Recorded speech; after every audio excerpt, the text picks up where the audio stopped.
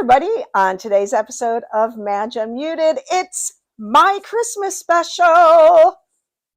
Solo Christmas special.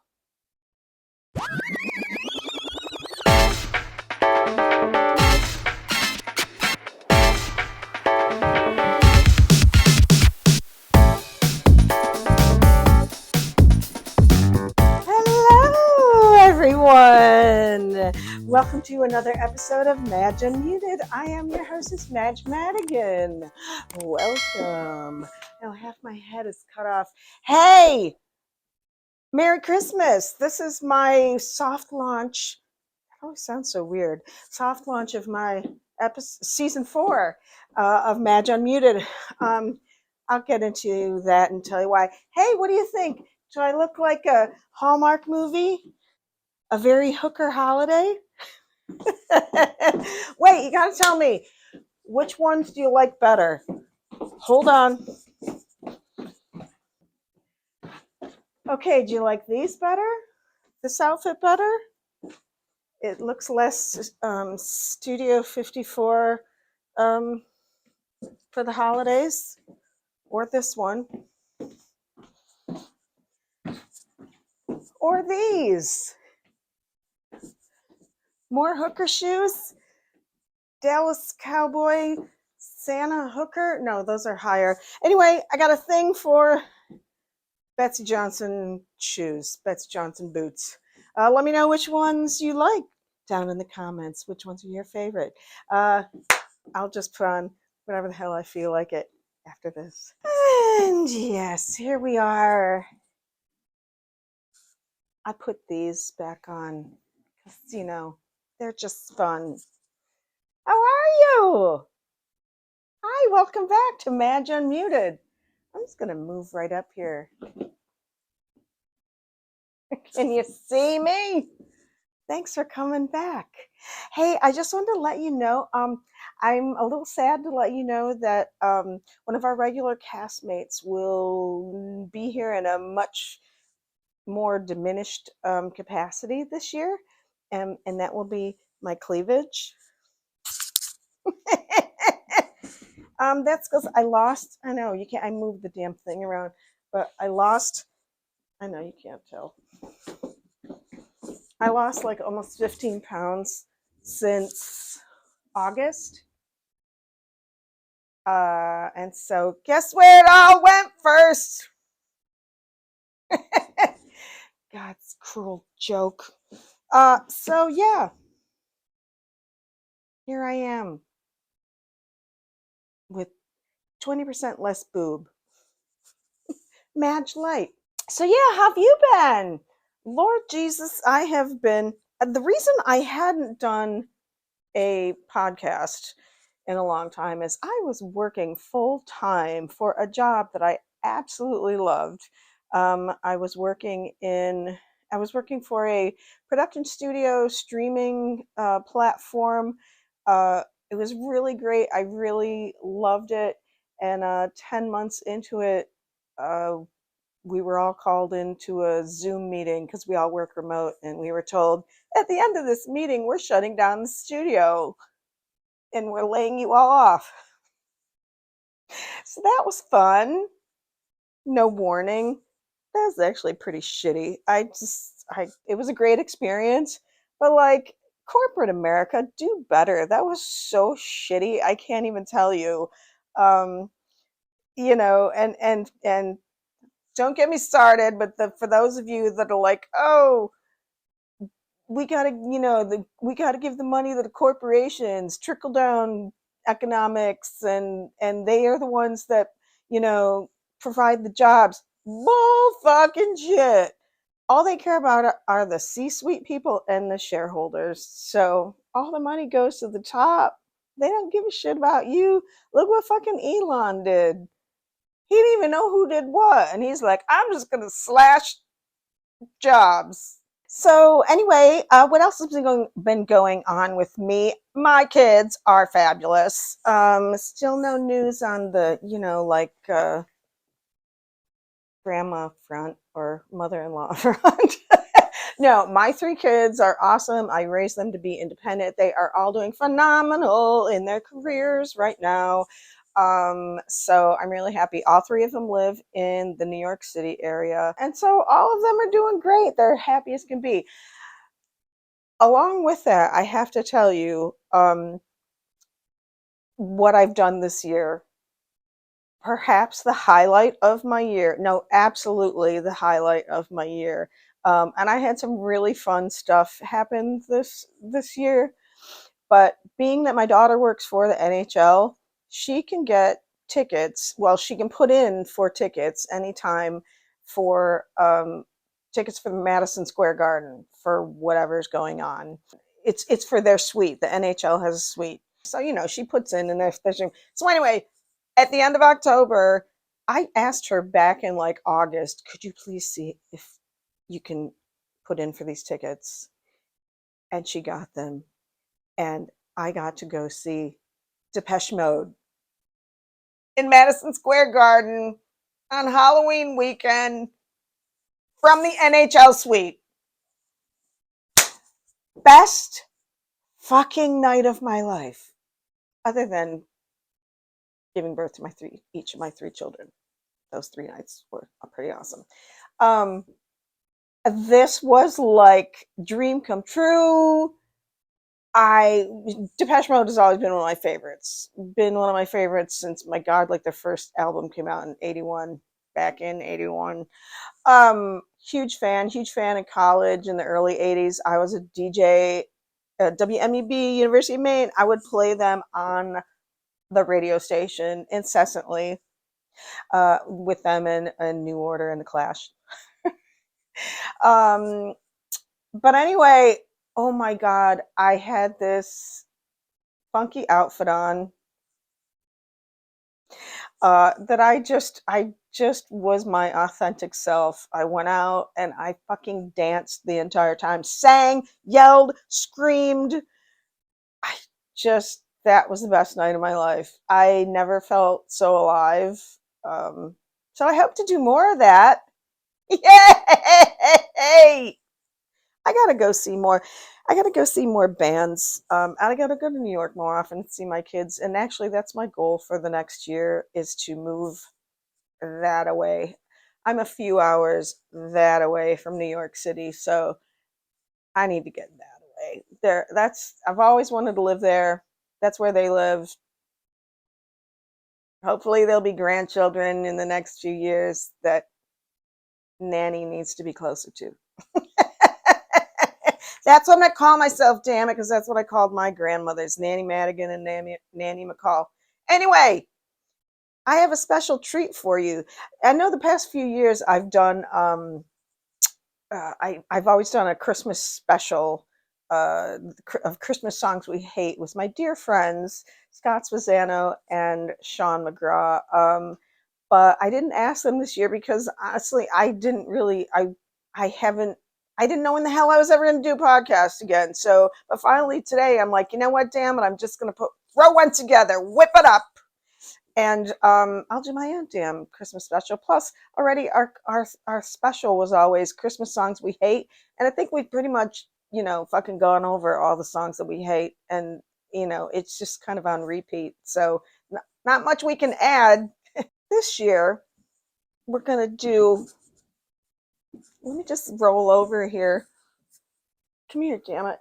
I'm gonna read you a little Christmas story.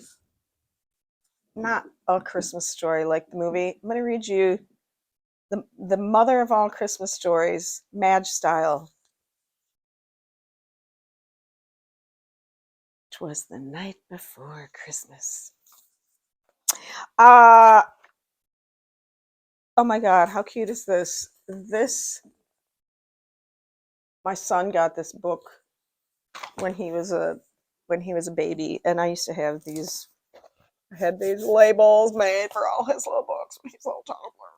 I was such a good mommy. Not really. You know what? I was a really pretty fucking horrible mommy. Every holiday, no, I mean, I was a slacker mommy because actually, I mean, my ex husband left when the kids were all under the age of 6. So I was a single working mom, and while all these other stay-at-home moms were like making cookies and having all these grand and glorious, decorations and baking and food and everything, um, I would rush to sign up for the kids' holiday parties because I wanted to get the paper products because that's what I was really good at. And I wanted to make sure that that's what I got. I was really good at bringing napkins and paper plates. Anyway, here we go. 'Twas the night before Christmas. Madge unmuted style. 'Twas the night before Christmas when all through the house none of those fucking kids would go to bed. Not even the mouse. Because, I was broke and that mouse just kept running around because I lived in a shithole. The stockings were hung by the chimney with care. Not really. I didn't have a chimney. They laid on the floor, much like they're doing here, because I don't have a chimney. But, go Cuse. It's my daughter's alma mater. Yeah, they were on the floor, and they were waiting for Saint Nick, aka Mom, would soon be there. The children were nestled all snug in their beds. Not really, they were sitting at the top of the stairs trying to see if Santa was coming, and I kept telling them to go the fuck to sleep. While visions of sugar plums danced in their heads, and Mom was trying to stay awake so I could go play Santa. And Mama in her kerchief, and I in my cap. Well, there was no Papa at this point, so it was just Mama, just like laying in bed watching TV, waiting for those little kids to go to bed. I had not just settled down for a long winter's nap because those fucking kids wouldn't go to bed. So when out on the lawn, there rose such a clatter. Ooh! So I called 911 to see what was the matter.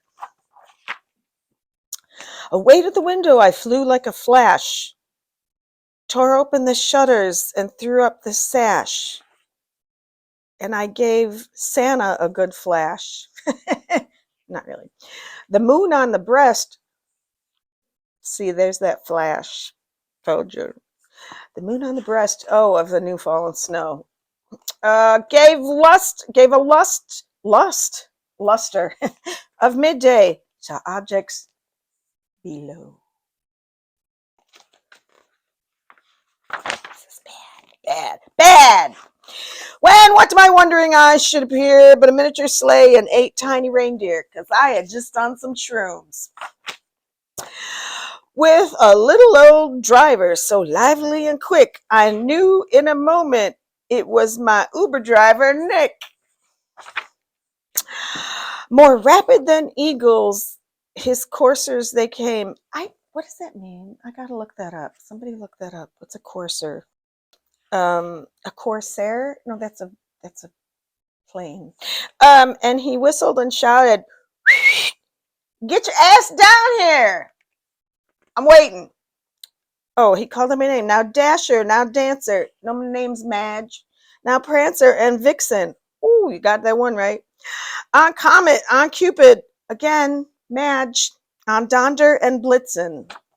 Well, on my way to being Blitzen. Look at how fast they went. Oh, I just hit my knee and got a reflex. Oh my God, how much longer is this fucking... To the top of the porch, to the top of the wall, to the window, to the wall.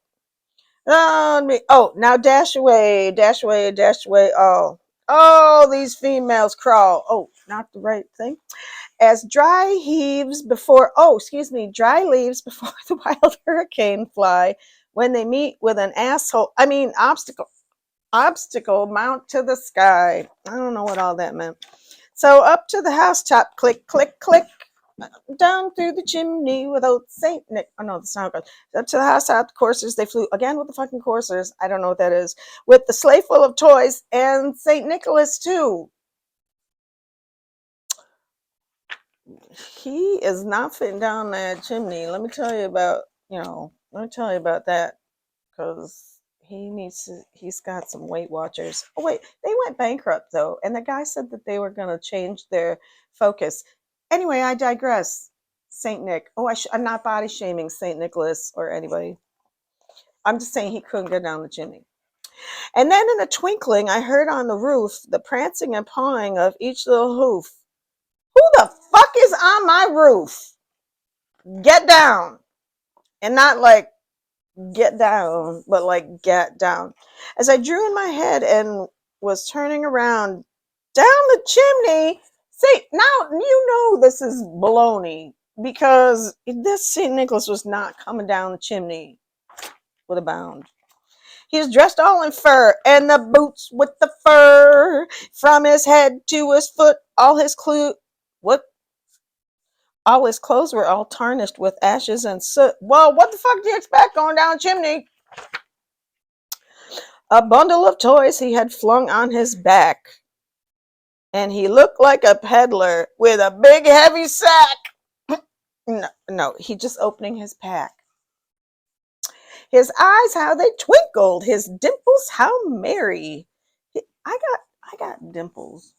They're like right back here though. It's really weird. I don't know. Some people think they're cute. I just think they're weird. Anyway, his eyes showed twinkle, his dimples, how merry. His cheeks were like roses. His nose like a cherry. As he was a big drunk. His droll little mouth. What does that mean? Droll. Like droll. How droll? How do you have a mouth that's droll? Anyway, was drawn up like a bow. And the beard on his chin was as white as the snow. Mine too. I thought those. Anyway, the stump of a pipe he held tight in his teeth. See? He had that good kush, Santa. And the smoke, it encircled his head like a wreath. Well, good for you. Nice aesthetic, Santa. He had a broad face. Or did he have a face like a broad? And a little round belly. Girl, don't I know it? We're twinsies that shook when he laughed like a bowl full of jelly. He was chubby and plump, just like me. A right jolly old elf. Oh, just like me. I'm only 5'2". But you know, this is not about me. It's about Saint Nick, right? And I laughed when I saw him in spite of myself. Look, I shouldn't have been one to laugh because I wouldn't have looking any better than that elf. A wink of his eye and a twist of his head soon gave me to know I had nothing to dread. Hey, man, you thought I was going to go somewhere else. He spoke not a word, but went straight to his work. Oh, what a busy little beaver. And filled all the stockings that turned with a jerk.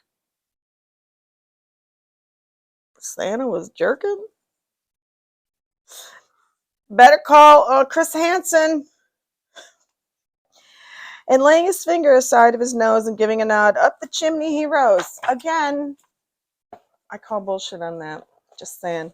He sprang to his sleigh, to his team, gave a whistle. And away they all flew like the down of a thistle. But I heard him exclaim as he drove out of sight, Merry Christmas to all! And kids, go the fuck! Good night! The end.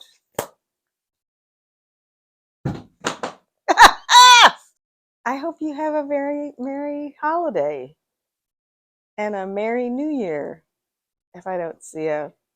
And that's it for this episode of Madge Unmuted. Hopefully we're going to go into 2024 with some great guests. I do have a lot of fantastic guests that want to be on the show, and I want them on the show. But I've been waiting for like the right, going back to this studio, going to that studio. I think I'm just going to do fucking this out of my house. Otherwise, it's never going to get done. Let me know what you think. Don't forget to subscribe while you're here and like and share and all that stuff. And I hope to see you next time on the next episode of Madge Unmuted. Bye.